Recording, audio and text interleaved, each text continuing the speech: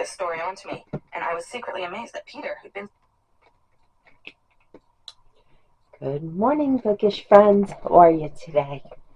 I'm doing well. It's Monday morning. It's 6:38 a.m. I am up, dressed, and ready to go to work, but I cannot leave for over an hour and a half. Just very ready.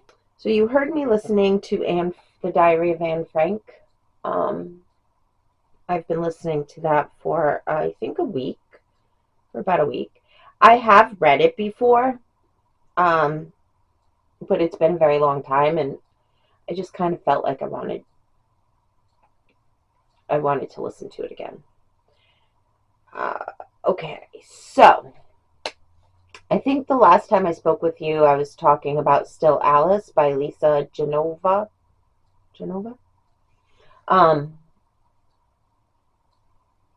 I know I have told you that it is a movie with Julianne Moore as the lead.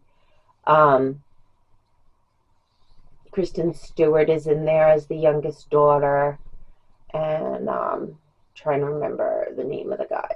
Alec Baldwin is the husband. I've seen the movie so many times. It's a good movie. I do enjoy it, but I always felt that it was very surface level. There was just it never got deep. You know what I mean? I don't know if I'm saying that correctly, but yeah.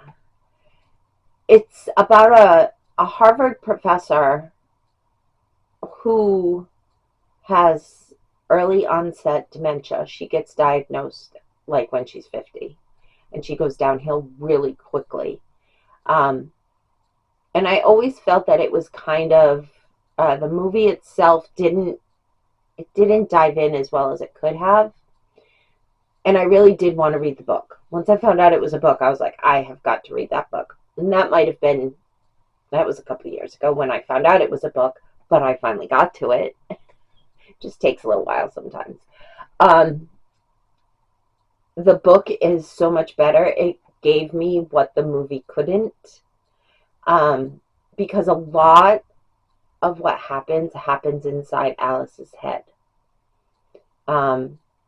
You're reading it. There were a couple of parts that I was reading, and I'm like, wait, no, I'm confused. And I went back and I reread it. And the reason why it's confusing is because of the Alzheimer's. So you're really getting a feeling for what she is thinking and feeling, whereas the movie, it can't always portray that. The movie did stick pretty closely to the book.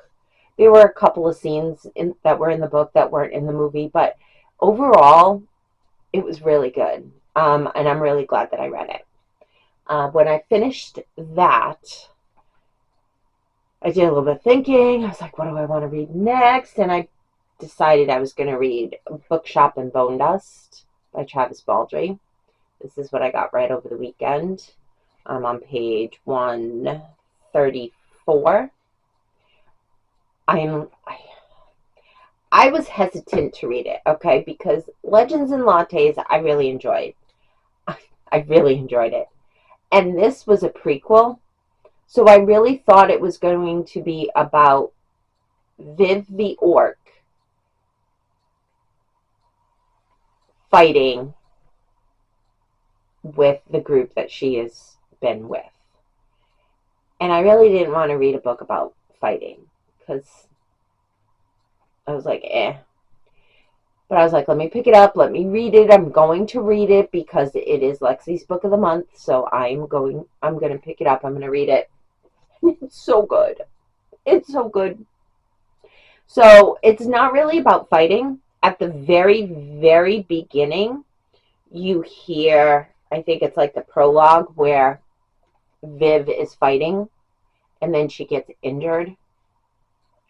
So the group that she is fighting with, they drop her off at a town, a nearby town, and tell her to heal up, and they will come back around and pick her back up when they're back on their route.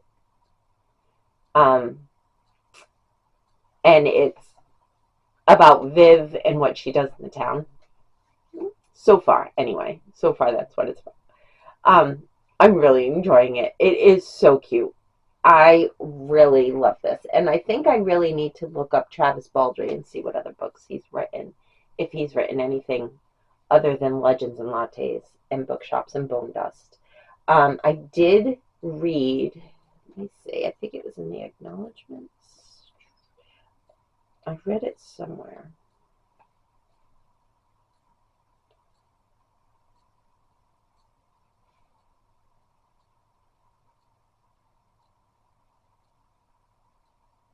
All right, yeah.